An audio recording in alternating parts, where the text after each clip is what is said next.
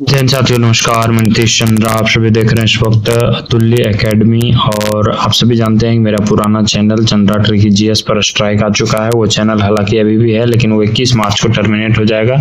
अब सारे मेरे वीडियोज आपको इसी चैनल पर देखने को मिलेंगे।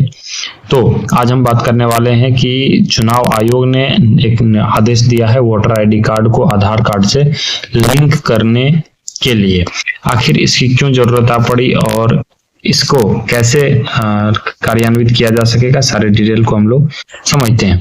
ठीक है, तो आइए, ये चर्चा में क्यों है? चर्चा में इसलिए भी है क्योंकि चुनाव आयोग 18 मार्च को मतदाता सूची से संबंधित गड़बड़ी को ठीक करने के लिए एक बड़ी बैठक बुलाई है चुनाव आयोग ने। ठीक है, इसके बाद इसमें क्या क्या प्रमुख बिंदुओं पर चर्चा होगी? तो इस बैठक में मतदाता सूची को आधार डेटाबेस से जोड़ने में आने वाली कानूनी अड़चनों को दूर करने पर चर्चा की जाएगी। और मुख्य चुनाव आयुक्त ज्ञानेश कुमार ने 3 महीने में मतदाता सूची को पूरी तरह से दुरुस्त करने का वायदा किया था। तो इसी वादे के तहत ये कार्य किया जा रहा है। आगे इसमें और समझेंगे इस खबर को हम लोग। तो आधार से वोटर आईडी जोड़ने की आवश्यकताएं क्यों है? तो विपक्षी दलों ने मतदाता सूची में गड़बड़ी के आरोप लगाए हैं, चाहे वो महाराष्ट्र चुनाव हो, चाहे वो दिल्ली चुनाव में हो। इसमें कांग्रेस पार्टी और आम आदमी पार्टी ने अनियमितताओं का दावा किया है। राहुल गांधी, जो कि आप जानते हैं एलओपी हैं, लीडर ऑफ अपोजिशन है लोकसभा में, उनका 2024 में महाराष्ट्र में 39 लाख नए मतदाताओं का जुड़ना चुनाव परिणामों को प्रभावित कर सकता है। ये राहुल गांधी का बयान था। फिर पश्चिम बंगाल की मुख्यमंत्री ममता बनर्जी जी का आरोप था मतदाता सूची में डुप्लीकेट ईपिक नंबर शामिल करने की भी साजिश है। तो इन सारे बयानों के मद्देनजर चुनाव आयोग ने संज्ञान लिया है। आगे और हम लोग समझते हैं कानूनी अड़चनें और सुप्रीम कोर्ट का रुख इस पर क्या है।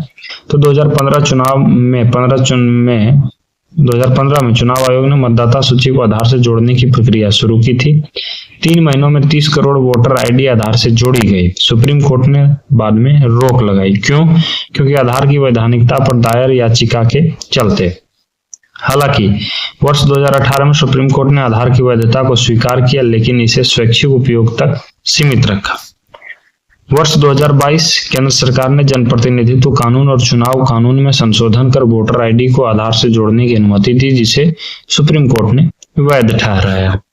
इसके बाद अब तक कितना काम हो पाया है? तो 66 करोड़ मतदाताओं का पहचान पत्र आधार से जोड़ा जा चुका है। 33 करोड़ मतदाताओं का जोड़ना अभी भी बाकी है।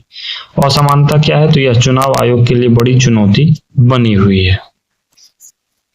आगे की क्या राह हो सकती है? तो 18 मार्च को बैठक है। कानूनी अड़चनों को दूर करने और सुप्रीम कोर्ट से मार्गदर्शन लेने पर विचार किया जाएगा। चुनाव पारदर्शिता, यह बैठक आगामी चुनावों में निष्पक्षता सुनिश्चित करने की दिशा में महत्वपूर्ण साबित हो सकती है।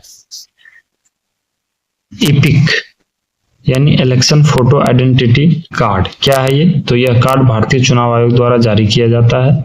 ये वोटर की पहचान प्रमाणित करने के लिए 10 अंकीय अल्फा न्यूमेरिक कोड होता है। इसमें क्या क्या शामिल होता है? मतदाता का नाम, फोटो, लिंग, जन्मतिथि, पता, निर्वाचन क्षेत्र, संख्या आदि आदि। ईपिक नंबर में दोहराव क्यों होता है? 2017 से पहले मतदाता सूची मैनुअली बनाई जाती थी। इससे कुछ लोगों को समान ईपिक नंबर मिल गए।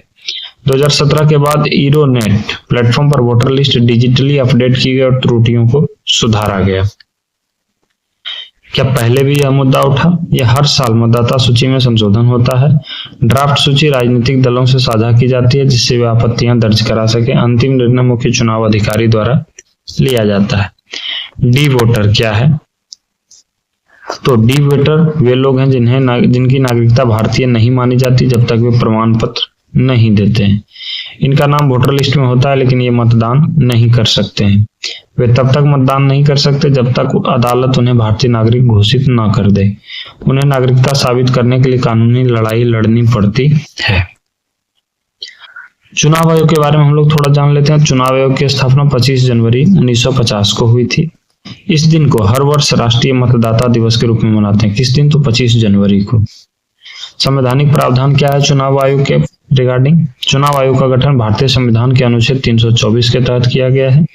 इसका कार्य भारत में स्वतंत्र, निष्पक्ष और सुव्यवस्थित चुनाव करवाना है। संरचना क्या है चुनाव आयोग का? तो शुरुआत में आयोग में केवल मुख्य चुनाव आयुक्त हुआ करता था। 1993 में इसे 3 सदस्यीय निकाय बना दिया गया, जिसमें एक मुख्य चुनाव आयुक्त और 2 अन्य चुनाव आयुक्त होते हैं। मुख्य कार्य इसका क्या है?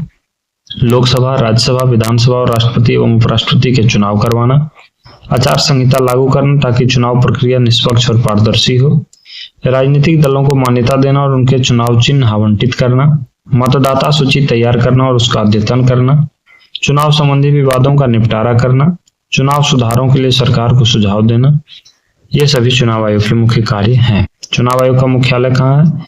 तो ये नई दिल्ली में है।